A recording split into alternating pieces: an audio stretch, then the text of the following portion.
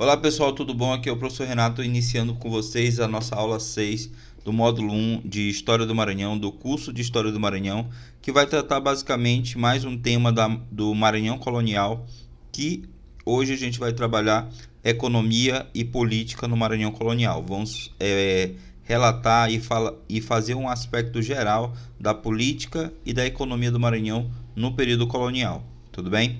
Então, o interessante dessa aula aqui são justamente os arquivos que eu disponibilizei para vocês fazerem a leitura lá no nosso Google Drive, que vocês têm acesso aqui no link na descrição desse vídeo.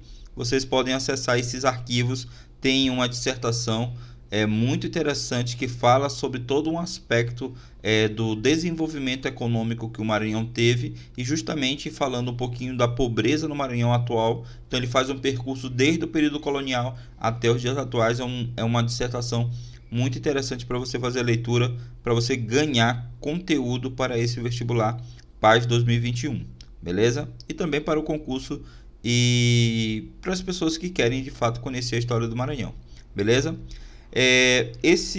Essa aula também está baseada aqui no livro do Jean Botelho, mais uma vez aqui o livro nos ajudando. Eu disponibilizei o capítulo 5 e o capítulo 6 do livro, que trata sobre a política do Maranhão no período colonial, e o capítulo 6 que trabalha também com destrinchando toda a economia do Maranhão no período colonial.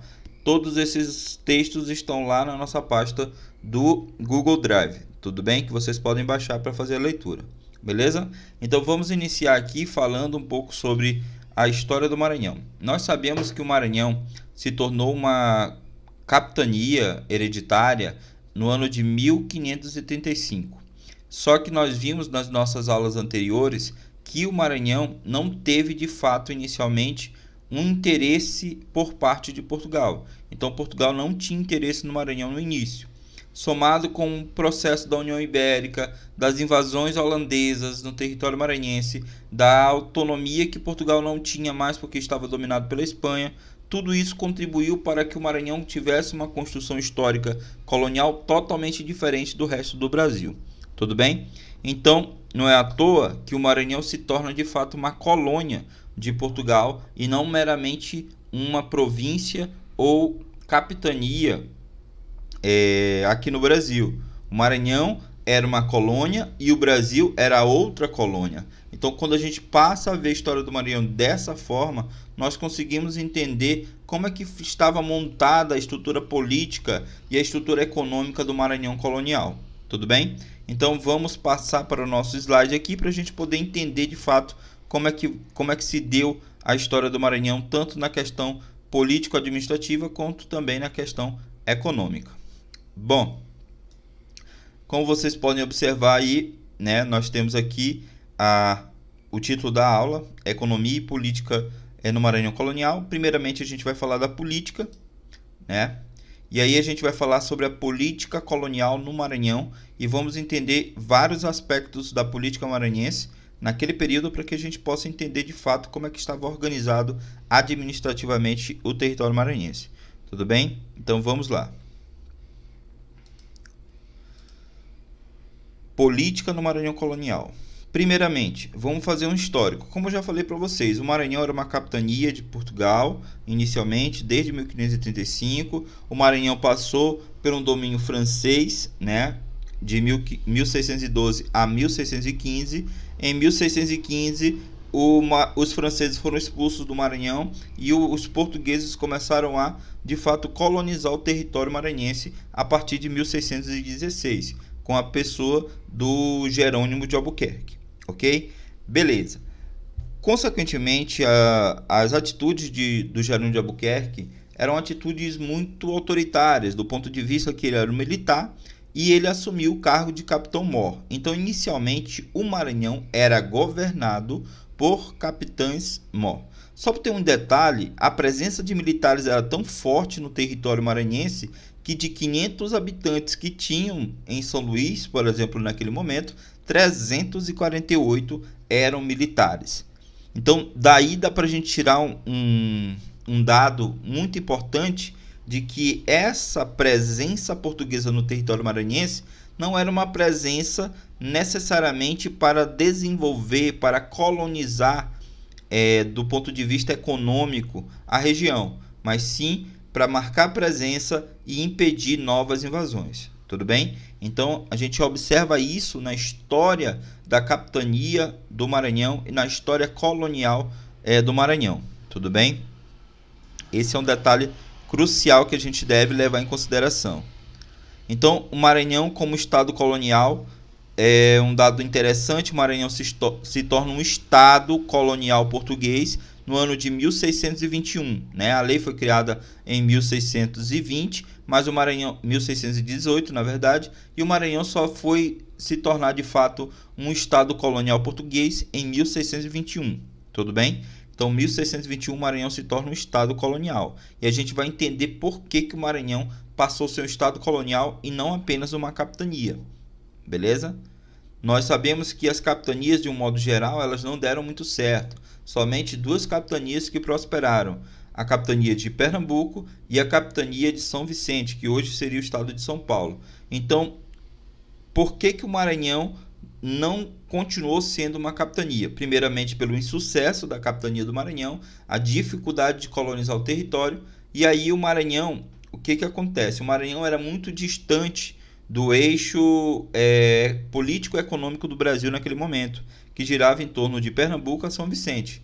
Tudo bem? Então o Maranhão estava muito distante desse contato colonizador mais efetivo de Portugal aqui na América Portuguesa.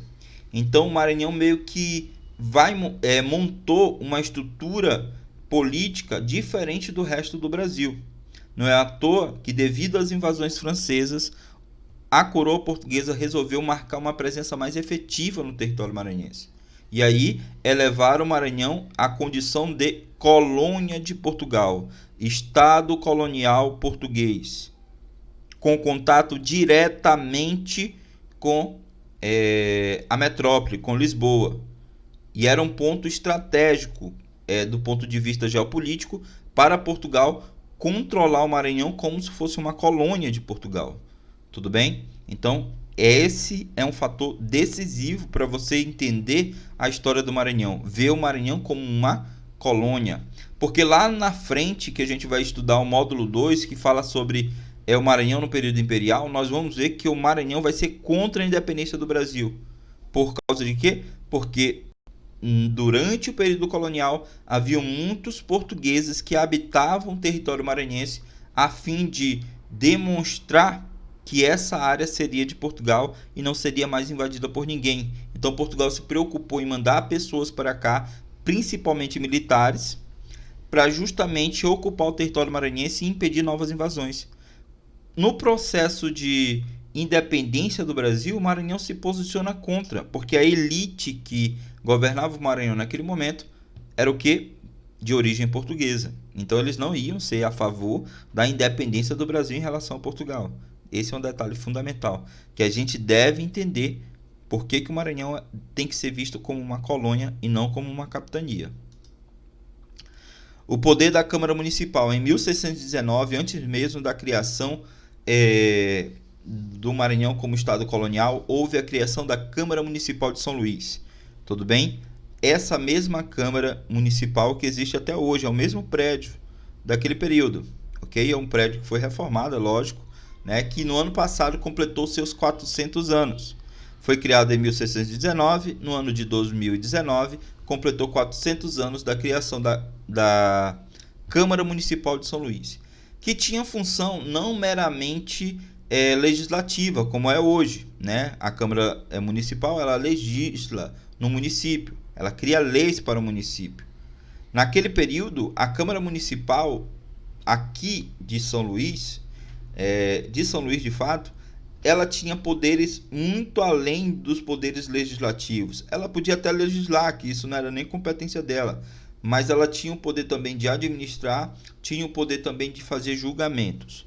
E era ela que nomeava o governador do estado e os capitães-mor.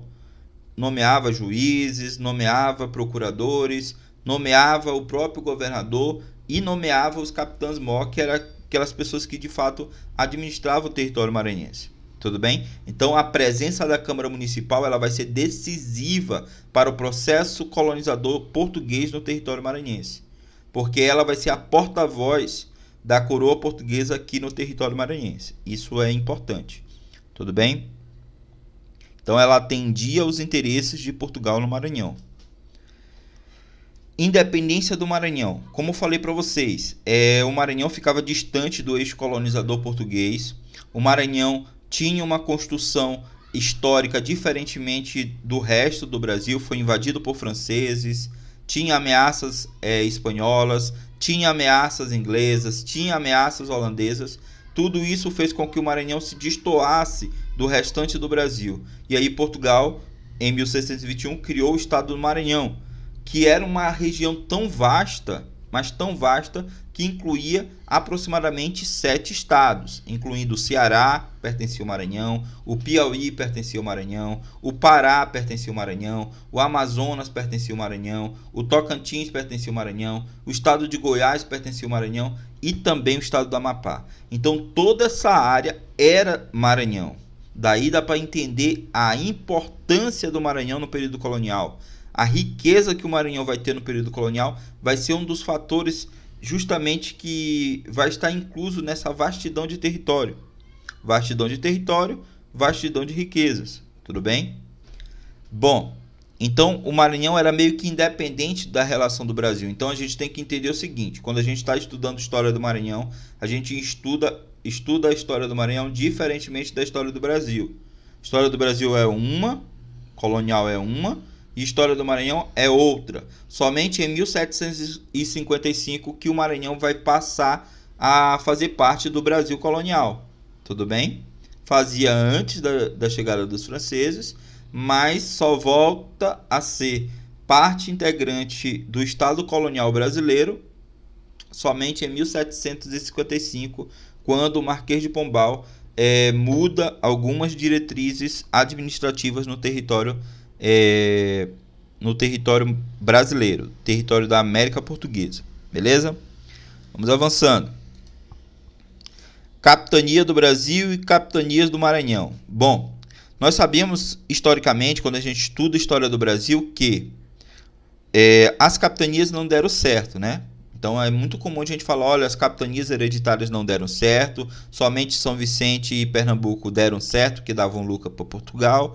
Mas, diferentemente do que é falado historiograficamente das capitanias do Brasil, não pode ser falado das capitanias do Maranhão, né? Então, as capitanias do Maranhão tiveram grande sucesso, porque ao longo da nossa costa do estado do Maranhão colonial, nós tivemos várias cidades sendo formadas, cidades muito importantes, ok? Como a cidade de Parnaíba, aqui no estado do Piauí, né?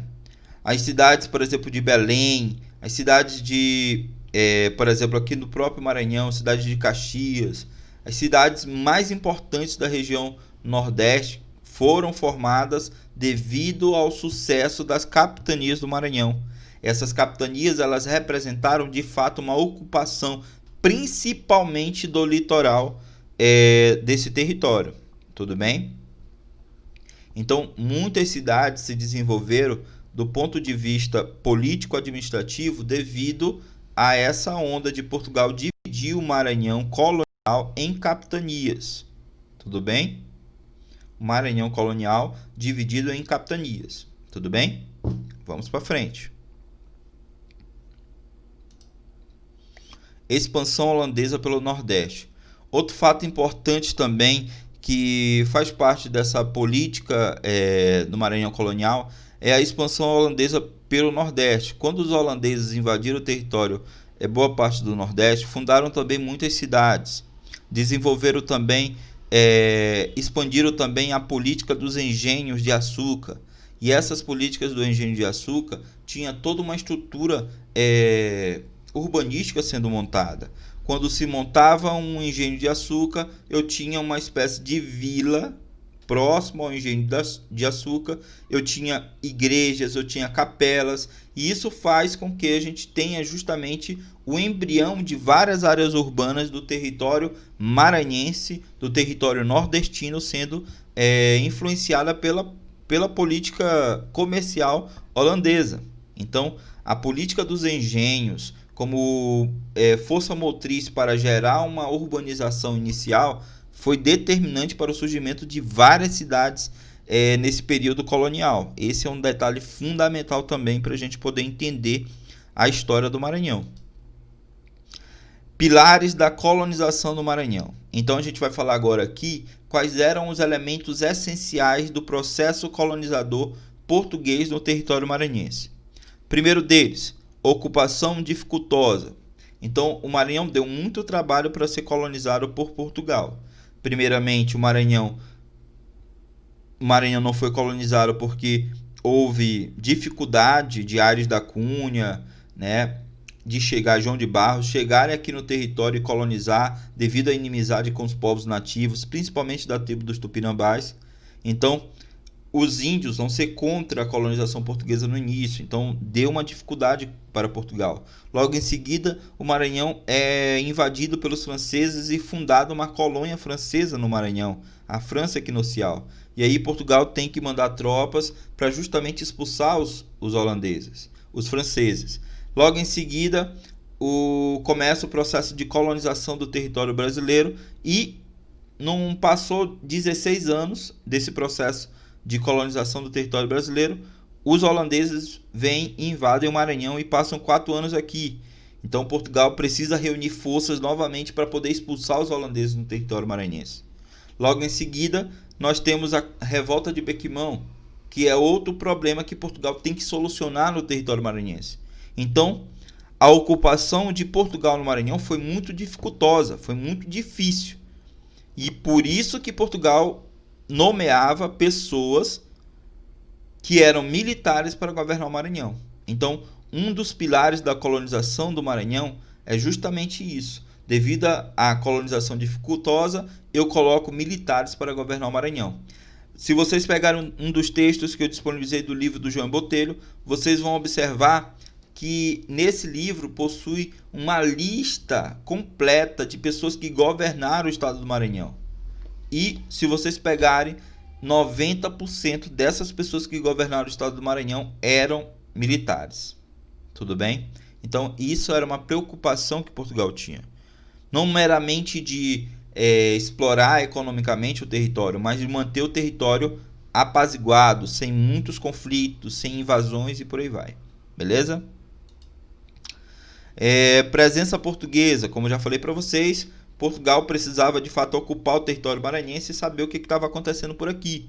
E aí várias famílias foram estimuladas a vir para o Maranhão, principalmente famílias da ilha de Açores, em Portugal, né, que fazia parte do reino português.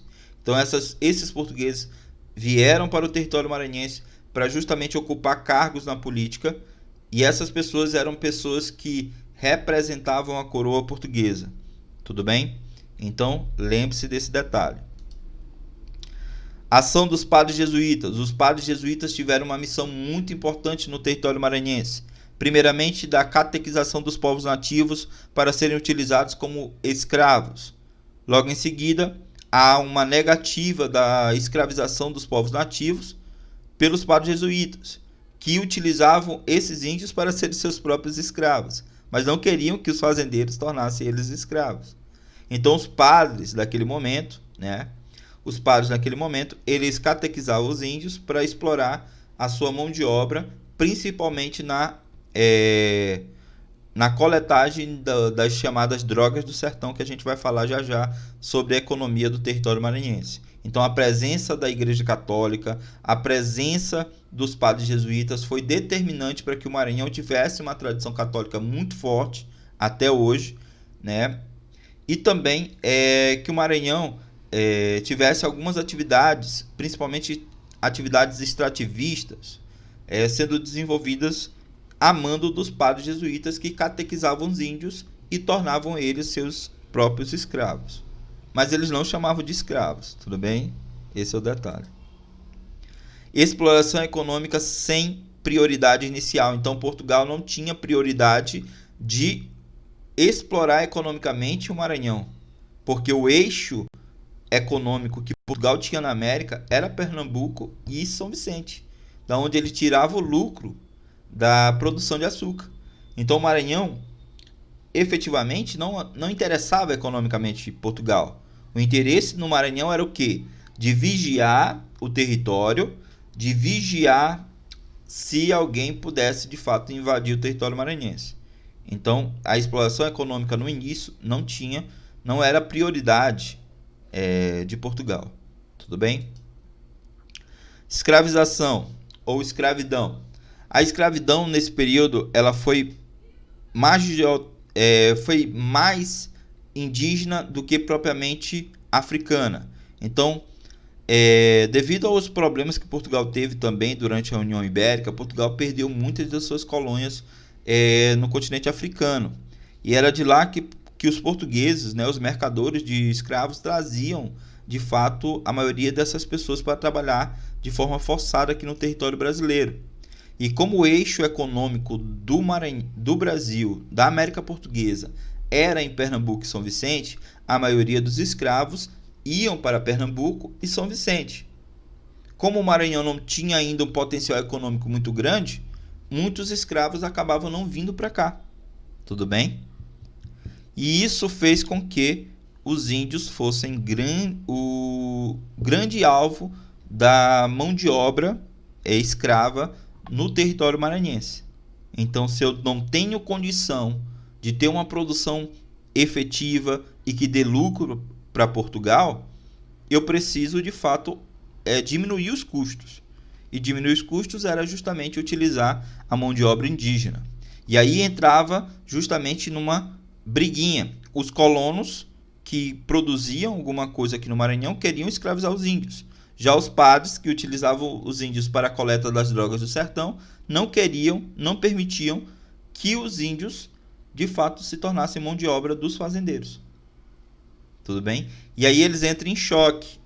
Padres jesuítas com os colonos fazendeiros, e aí acontece uma revolta chamada de Revolta de Bequimão, que acontece em 1684.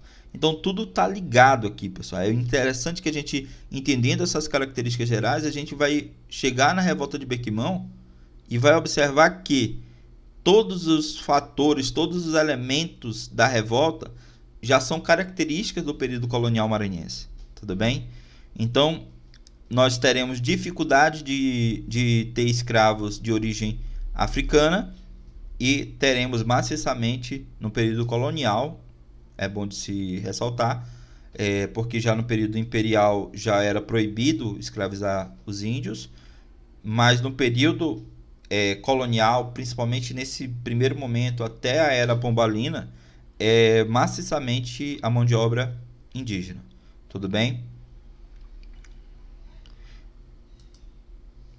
Como tem aqui a frase, vale ressaltar que o Maranhão colonial foi ocupado inicialmente com o objetivo de defesa territorial e logo após explorado com as variadas atividades econômicas que destoavam do resto da América Portuguesa. Então, essa estrutura econômica e colonial, ela é muito importante para a gente poder entender o Maranhão como um todo. Então, entender essa parte aqui, que você pode baixar também o slide que está disponível lá na nossa pasta, você pode baixar isso daqui. Esses pontozinhos aqui, todos eles têm textos lá nos arquivos que eu disponibilizei para vocês. Ok? Então, pilares da colonização no Maranhão: ocupação dificultosa, presença militar, presença portuguesa nos cargos administrativos. Os padres jesuítas tiveram grande presença no território maranhense. A exploração econômica inicialmente não era a prioridade de Portugal, a prioridade era a defesa, e a escravidão, naquele momento do período colonial, no Maranhão, era mais indígena do que africana. Tudo bem? Podemos avançar?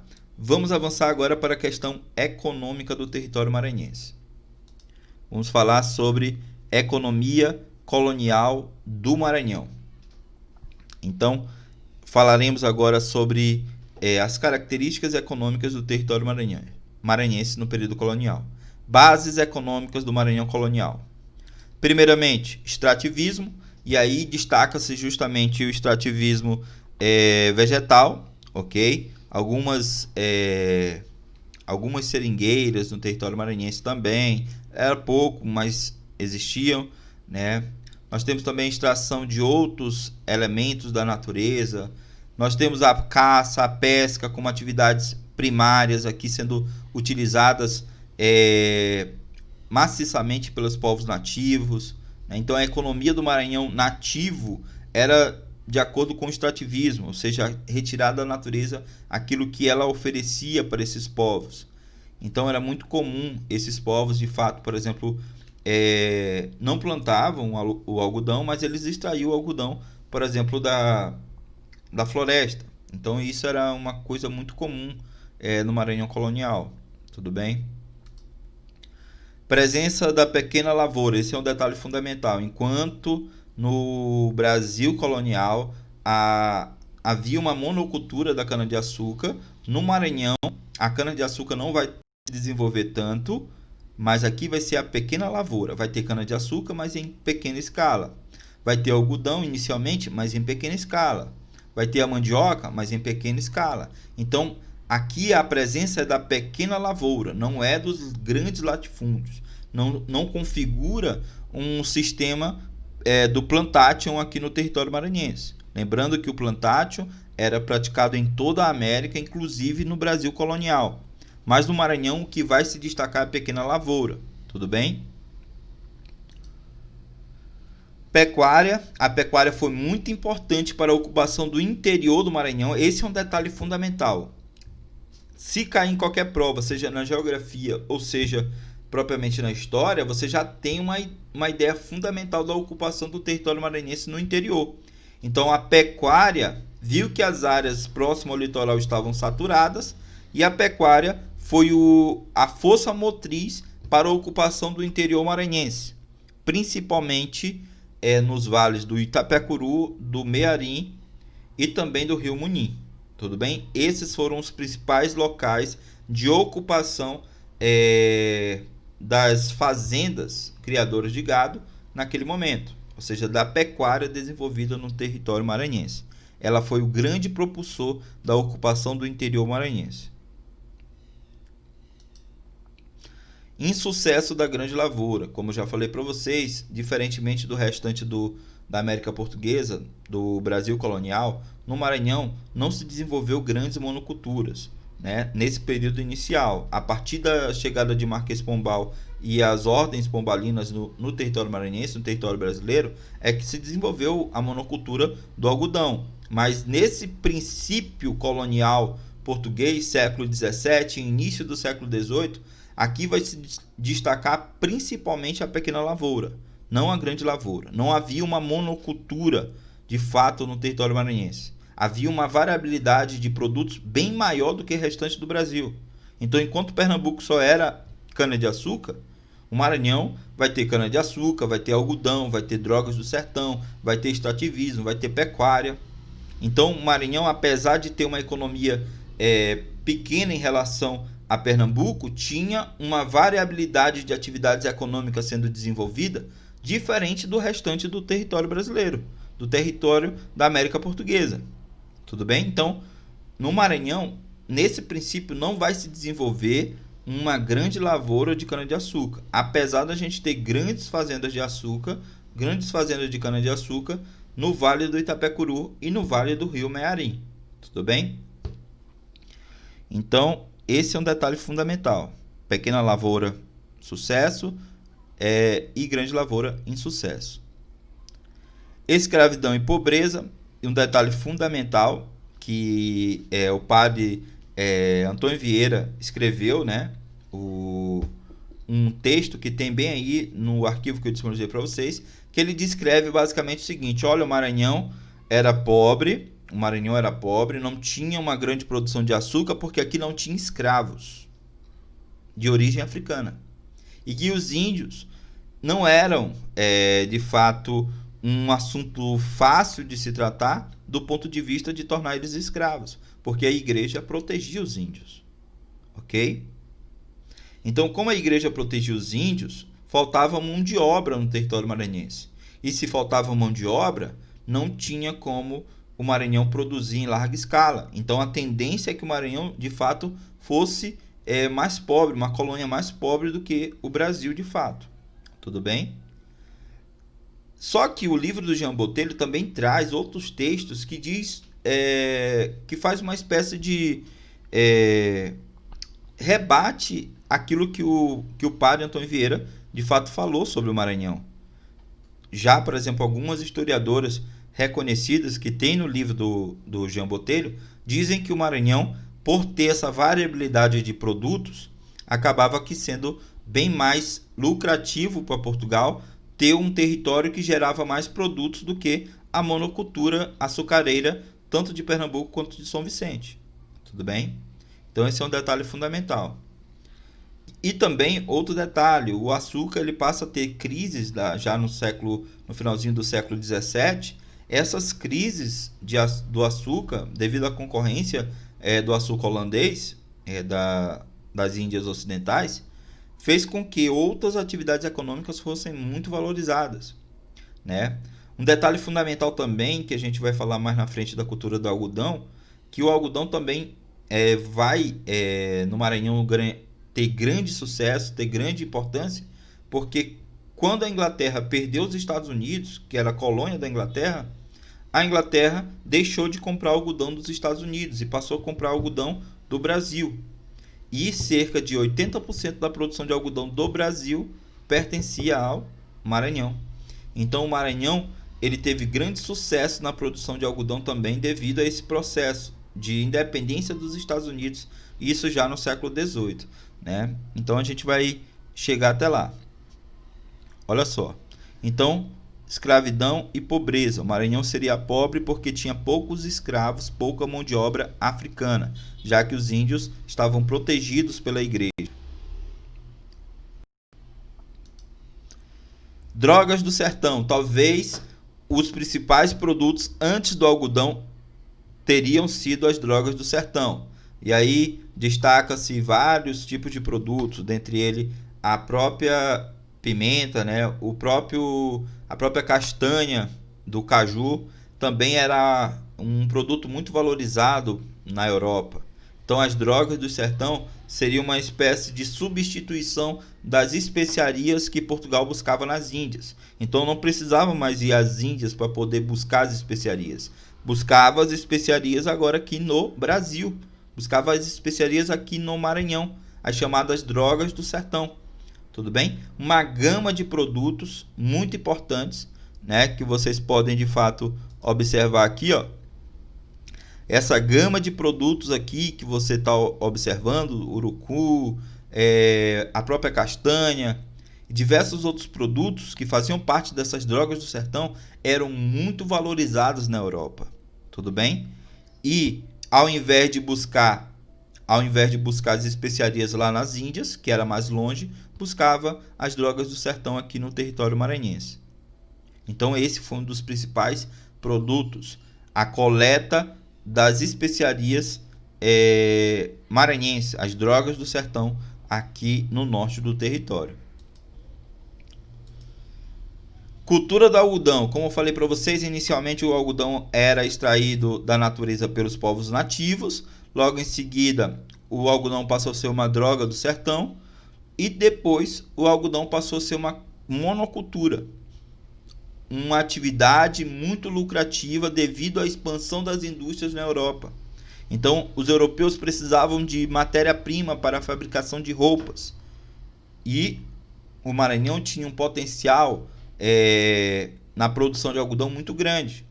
Então chega um momento da nossa história colonial que a elite portuguesa, a coroa portuguesa vai focar na produção de algodão no Maranhão. O açúcar vai estar em queda e o algodão vai estar em crescimento, principalmente por causa da independência dos Estados Unidos, isso já no século XVIII. Então, os Estados Unidos se tornam independentes, produzia algodão e vendia para a Inglaterra, que era a sua metrópole. E aí, o que acontece? Quando os Estados Unidos se tornam independentes, a Inglaterra deixa de comprar o algodão dos Estados Unidos e passa a comprar algodão do Brasil, principalmente do território maranhense, ok? Então, a Inglaterra comprou maciçamente o algodão maranhense E isso deu grande poder aos produtores maranhenses, os grandes fazendeiros do Maranhão, que nesse momento mudou da pequena lavoura para a grande lavoura, mas agora a grande lavoura de algodão, tudo bem? Então tem esse detalhe, o algodão só vai cair depois, somente no período regencial, já no Brasil Império, né, já no período imperial, quando os Estados Unidos lança um algodão mais barato do que o que era produzido no Maranhão. E aí, o que acontece? O preço do algodão cai e aí o Maranhão quebra. Quando o Maranhão quebrou, as pessoas pobres se revoltaram contra a elite que produzia algodão. Os comerciantes que queriam mudar a estrutura política do Maranhão, já que a elite estava quebrada devido à crise do algodão, apoiou os pobres, que eram chamados de balaios, e fizeram a maior revolta da história do Maranhão, conhecida como balaiada. Esse é um detalhe também fundamental. Tá vendo como a história acaba sendo uma sucessão de fatos que acabam se entrelaçando em algum momento? Então, o algodão passa a ser o principal produto do Maranhão já no século XVIII, e ele passa a ser o principal produto de todo o Maranhão colonial. Tudo bem? Então, é muito importante que a gente entenda essa organização econômica do Maranhão. Beleza? Destaque para as drogas do sertão, destaque para uma possível pobreza devido à escassez de mão de obra, lembrando que escravo era uma mercadoria naquele momento. É difícil a gente falar isso, mas escravo era tratado como uma mercadoria, então faz parte da estrutura econômica do Maranhão colonial. Como o Maranhão tinha pouco escravo, a produção também era menor. Tudo bem? Era mais diversificada, mas era uma produção menor. Aí Portugal, vendo essa potencialidade tanto das drogas do sertão, quanto também de uma potencial produção de algodão, Portugal cria a chamada Companhia de Comércio do Maranhão. Em 1682, Portugal criou a Companhia de Comércio do Maranhão, que seria uma espécie de entidade que iria controlar todo o comércio no território maranhense. Tudo aquilo que fosse produzido deveria ser aceito pela Companhia de Comércio do Maranhão. E essa Companhia de Comércio do Maranhão, ela tinha o monopólio do comércio. Somente ela poderia vender produtos no Maranhão. Ninguém mais poderia vender produtos no Maranhão. Tudo bem? Nem mesmo os colonos que viviam no Maranhão poderiam vender produtos aqui. Só poderiam vender os produtos se a Companhia de Comércio do Maranhão permitisse, porque ela era a voz da coroa portuguesa. Tudo bem? Então a Companhia de Comércio do Maranhão, ela tinha um monopólio comercial. Somente ela tinha o controle do comércio no Maranhão.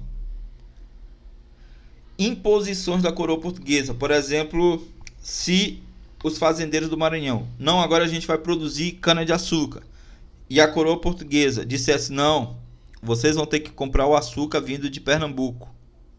E de repente esse açúcar chegasse no Maranhão estragado. A coroa portuguesa não queria nem saber. Se tem açúcar estragado, vocês vão ter que consumir açúcar estragado. Então, era uma imposição autoritária. Essa imposição autoritária, a falta de escravos no Maranhão, a falta de liberdade de poder escravizar os índios e essas atitudes da Companhia de Comércio do Maranhão levaram a população colonial daquele território, mesmo sendo elite, a gerar revoltas. Houve uma reação do povo contra essas atitudes, tanto da Companhia de Comércio do Maranhão, quanto dos padres jesuítas que não permitiam a escravização dos índios, quanto a falta de escravos. Tudo isso levou a acontecer uma grande revolta que a gente vai tratar na próxima aula, que é a revolta de Bequimão. Tudo bem? Então, pessoal, é muito interessante que a gente entenda isso. A Companhia de Comércio do Maranhão, ela vai piorar a situação da política econômica aqui no Maranhão. Tudo bem? E vai começar a ter atritos políticos e justamente a primeira revolta da história do Maranhão, a revolta de Bequimão, também conhecida como revolta de Beckman.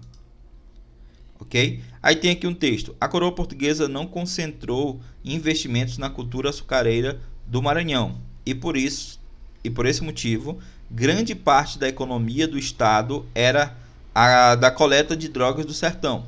E somente depois a monocultura do algodão assumiu no final do período colonial, com as ordens do Marquês de Pombal. Então, inicialmente, Portugal não trouxe investimentos aqui para o Maranhão, porque não via tanto potencial na produção açucareira do Maranhão, e já tinha um eixo administrativo lá em Pernambuco e São Vicente, que produzia muito açúcar, e aí eles não quiseram trazer investimentos para a produção de açúcar no Maranhão. E aí o Maranhão, ao invés de desenvolver uma cultura açucareira, se desenvolveu em várias outras atividades, na pecuária, na produção em pequena escala, tanto da cana-de-açúcar quanto do algodão. Teve também a coleta dos frutos chamados de drogas do sertão, né? E depois veio a cultura do algodão, já no final do período colonial, como o principal potencial econômico do Maranhão. Tudo bem? Então, nesse outro slide aqui, você pode ver que a economia do algodão ela era muito importante no Maranhão.